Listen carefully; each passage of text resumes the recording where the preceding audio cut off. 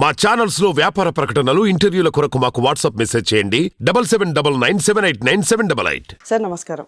నమస్కారం అండి. ఇప్పుడు అందరూ గర్వంగా ఫీల్ అయ్యే అయోధ్య రామ మందిరం 22వ తారీఖు చాలా ప్రతిష్టాత్మకవంతంగా మనం దానికి ప్రతిష్ఠ చేస్తున్నాం. ఈ అయోధ్య రామ మందిరానికి ఎంతోమంది ఎన్నో యుద్ధాలు జరిగాయి, గొడవలు జరిగాయి, కోర్టు కేసులు అయ్యాయి, చాలా కొట్లాటలు చాలా జరిగాయి. ఇప్పుడు ఆ ప్రౌడ్ మూమెంట్, మనం గర్వంగా ఫీల్ అయ్యే మూమెంట్ వచ్చింది. అయితే కొంతమంది నాస్తికులు కావచ్చు, అన్యమతస్థులు కావచ్చు, ఈ మందిరానికి ఎందుకు ఇంత డబ్బు పెట్టాలి, అదేదో పేదలకు ఇస్తేనో లేకపోతే హాస్పిటల్స్ కడితేనో ఇవి చేయొచ్చు కదా, ఆ రామ మందిరానికి ఎందుకు అంత పెట్టాలి అనే వాదన కొంతమంది చేస్తున్నారు. దీనికి మీరేం చెప్తారు? ఒకటండి, ముందుగా ఇలాంటి మురిగే ప్రతి కుక్కకి మనం సమాధానాలు చెప్పాల్సిన అవసరం మనకు లేదు. కానీ ఈ కుక్కల వ్యాఖ్యల్ని కూడా కొంతమంది మన వాళ్ళే పట్టించుకుంటున్నారు కాబట్టి కాస్త సమాధానం చెప్దాం. వీళ్ళందరూ అంటున్నారు కదా, ఎందుకు ఒక గుడి కోసం ఇన్ని వేల కోట్లు ఖర్చు పెట్టేస్తున్నారు, ఈ డబ్బులతోటి చక్కగా ఒక హాస్పిటల్ కట్టవచ్చు, లేకపోతే ఇంకేటేదో కట్టవచ్చు, ఉపాధి పథకాలు పెట్టవచ్చు, ఇన్ని మాటలు మాట్లాడుతున్నారు కదా. ఇన్ని మాటలు రామ మందిరం కడతామని మాట్లాడుతున్నా ఈ గుడిసెట్ మంది ఎవరైతే ఉన్నారో, ఈ పోరంబోగ్గళ్ళు ఎవరైతే ఉన్నారో వాళ్ళందరూ ఒకటి అర్థం చేసుకోవాలి. ఈ మాటలన్నీ మాట్లాడుతున్నాడు ఒక మసీదు కట్టుకోవటానికో, షాదీఖానా కట్టుకోవటానికో, చర్చి కట్టుకోవటానికో ప్రభుత్వ నిధుల్లో నుంచి ప్రభుత్వాలే డబ్బులు ఇస్తున్నప్పుడు వీళ్ళు మాట్లాడాల. మాకు గుడి కావాలి, బడి కావాలి, ఆసుపత్రి కావాలి అని మాట్లాడుతున్న బ్యాచ్లు ఎవరైతే ఉన్నారో వాళ్ళందరూ కూడా ఈ హజ్ యాత్ర అని చెప్పేసి, హోలీ ల్యాండ్స్ అని చెప్పేసి పక్క దేశాల్లో టూరిస్ట్ ప్రాంతాలకు వెళ్ళొస్తానికి, ఐ మీన్ వాళ్ళ పిలిగ్రిమేజెస్కి వెళ్ళొస్తానికి ప్రభుత్వాలు ప్రజలు కట్టే పన్నుల్లోంచి డబ్బులు తీసిస్తున్న రోజున ఎందుకు ఇలా డబ్బులు వేస్ట్ చేస్తున్నారు మీరు అని చెప్పేసి ఎవడు క్వశ్చన్ చేయలే. మేము గుడి కట్టుకుంటామంటే మాత్రం మాట్లాడుతున్నారు. ఈ గాడిద కొడుకులు అందరికీ అర్థం కావాల్సింది ఏంటి అంటే, ఈ గుడి కట్టుకుంటున్నది హిందువులమైన మన డబ్బులతో. ఇందులో ప్రభుత్వానికి సంబంధించిన ఒక్క పైసా కూడా లేదండి. అలాగే కోర్టు తీర్పు ద్వారా మనం ఆ వివాదాలని గెలిచి ఇక్కడికి తెచ్చుకున్నాం. అది ఎప్పటి నుంచి? 1529లో మీర్ బాకీ అని చెప్పేసి ఒకడు ఉన్నాడు, బాబర్కి సంబంధించిన ఒక సైన్యాధ్యక్షుడు.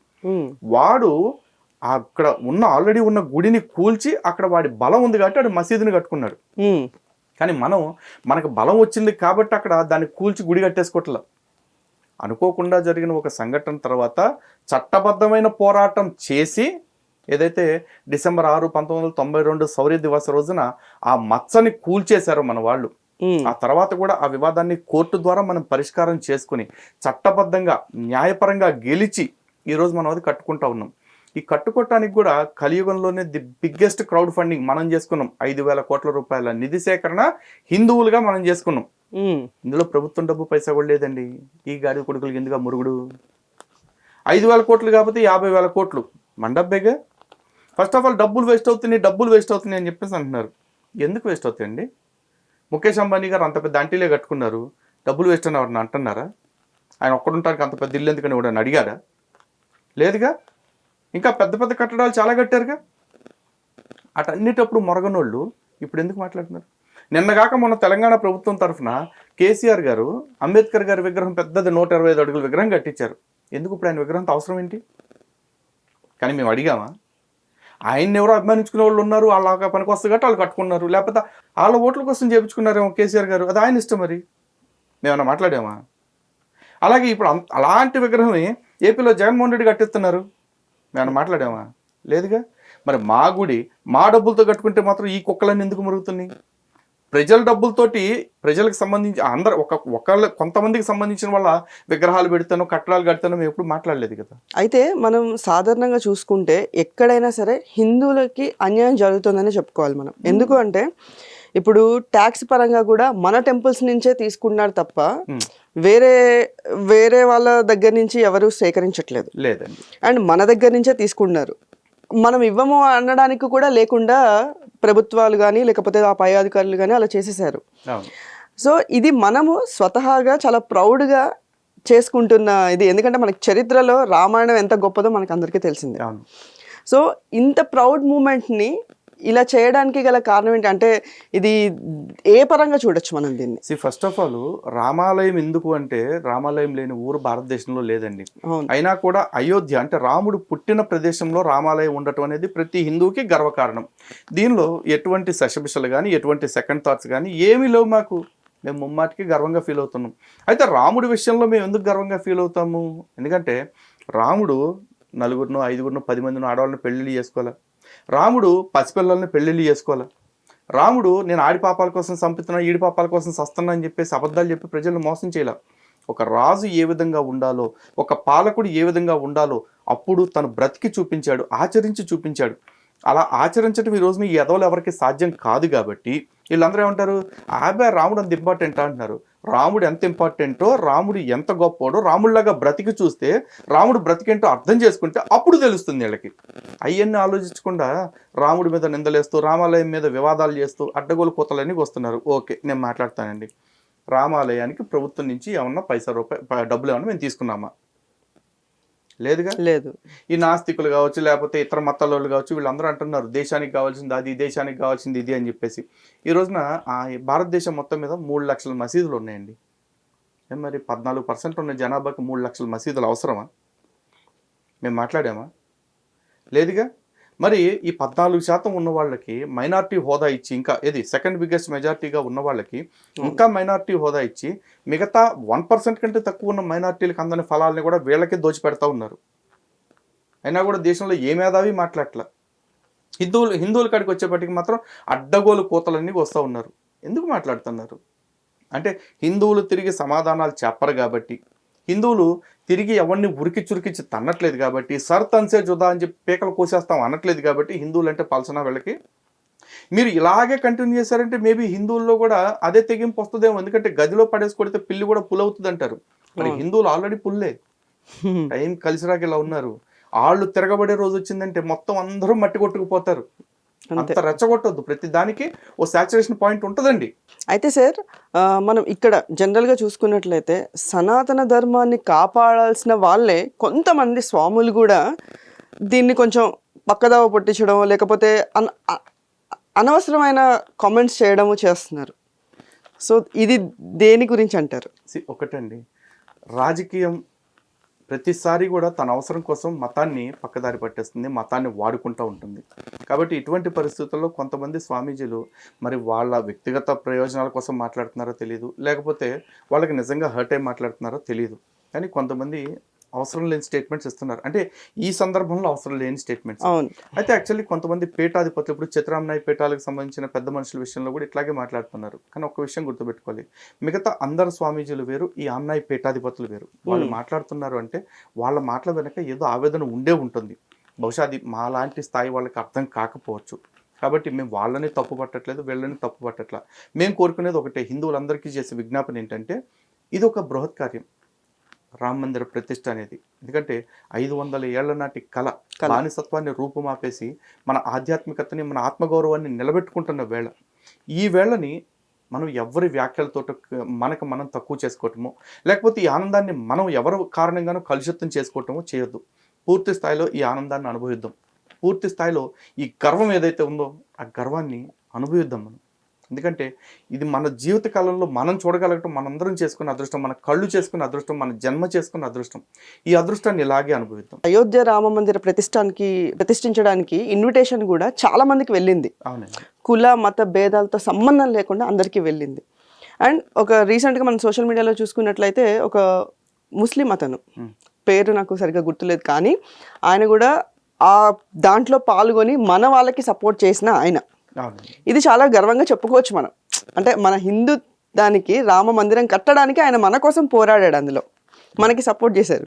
సో ఇన్ని పాజిటివ్స్ ఉండి కూడా ఎందుకు ఇలాంటి దుష్ప్రచారాలు రావడానికి గల కారణం ఏంటంటే, ఇప్పుడు ఒక మోదీ అనే ఆయన సమాజం కోసం ఇంత చేస్తున్న పిఎం గురించి కూడా మన వాళ్ళు మాట్లాడుతున్నారు. సో దీన్ని అసలు ఎలా చూడాలి మనం? First of all, Ayodhya Rama మందిరం ఏదైతే ఉందో అది కేంద్ర ప్రభుత్వానికి సంబంధించిన ప్రభుత్వ అధికారిక కార్యక్రమం కాదండి. రామ జన్మభూమి తీర్థక్షేత్ర ట్రస్ట్ ఎవరైతే ఉన్నారో ఆ ట్రస్ట్ వాళ్ళు జరిపిస్తున్న కార్యక్రమం.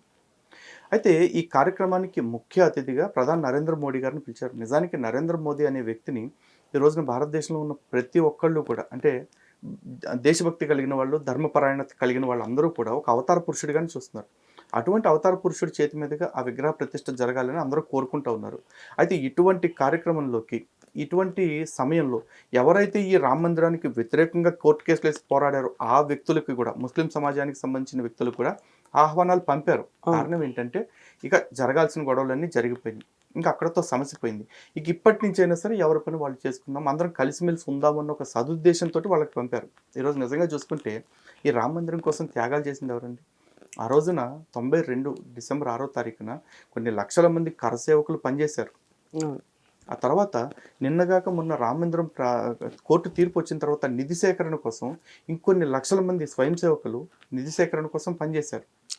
ఈ రోజున అక్షింతలు వితరణ జరుగుతూ ఉంటే అక్షింతల పంపకం కోసం కూడా లక్షల మంది కార్యకర్తలు పనిచేస్తూ ఉన్నారు. కానీ ఈ కార్యకర్తలు ఎవ్వరికీ కూడా ఈ కార్యక్రమానికి సంబంధించిన ప్రత్యేక ఆహ్వానాలు రాలేదు, ఆహ్వానాలు కావాలని వారు కోరట్లేదు.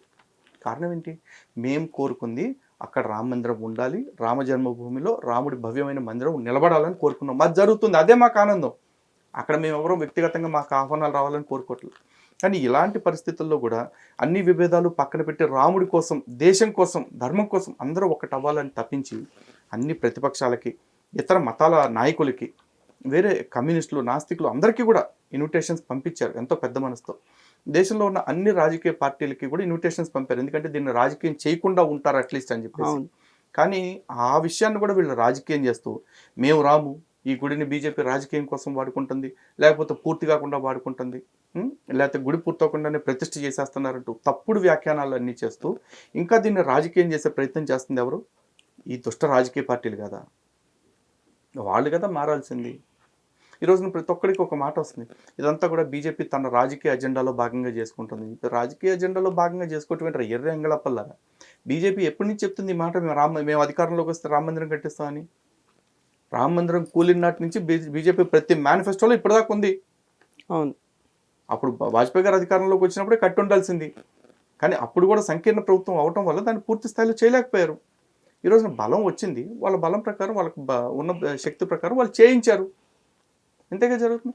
వాళ్ళ మేనిఫెస్టోలో చెప్పిన పని చేస్తే కూడా రాజకీయం చేయటం ఏంటి? మేనిఫెస్టోలో చెప్పి చెయ్యకపోతే అప్పుడు మీరు గల్లబట్టి నిలదీయండి, చెప్పి ఎందుకు చేయట్లేదని చెప్పేసి. చేస్తానని చెప్పినోడు చేసి చూపిస్తే అరే మేనిఫెస్టో 100% అమలు చేస్తున్నారు కాబట్టి మిమ్మల్ని మెచ్చుకుంటున్నాం అనాలి. అలా అనుకుంటే ఎందుకు వచ్చిన దిక్మాల రాజకీయాలు? ఇలాంటి సందేహాలు మనకి సోషల్ మీడియాలో కావచ్చు, కొన్ని వాళ్ళ పర్సనల్ కోసం కావచ్చు, లేకపోతే ఏదో ట్రోల్ కోసమో వైరల్ కోసమో చేస్తున్నారు. కానీ ఇది అందరూ మన హిందువులందరం గర్వంగా చెప్పుకోదగ్గ సంఘటన ఇది. ఎందుకంటే చాలా ప్రౌడ్గా ఫీల్ అవ్వాల్సిన ప్రౌడ్ మూమెంట్ ఇది. సో దీని గురించి ప్రజలకి ఇంకొంచెం అవగాహన రావాలని చెప్పేసి మీతో మాట్లాడడం జరిగింది.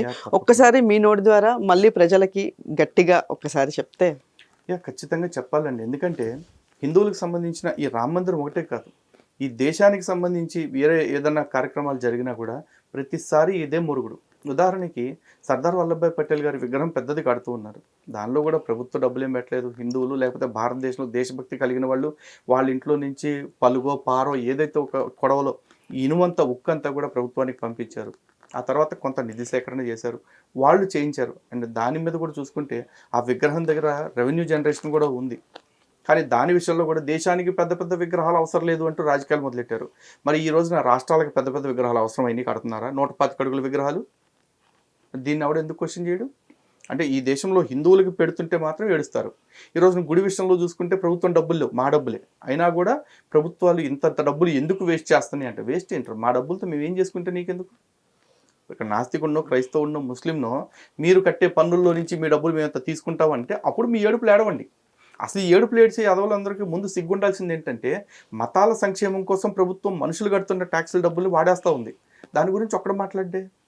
అదే కాకుండా ఈ దేశం దాకా ఎందుకంటే ముందు ఒక రాష్ట్రం గురించి తీసుకుందాం.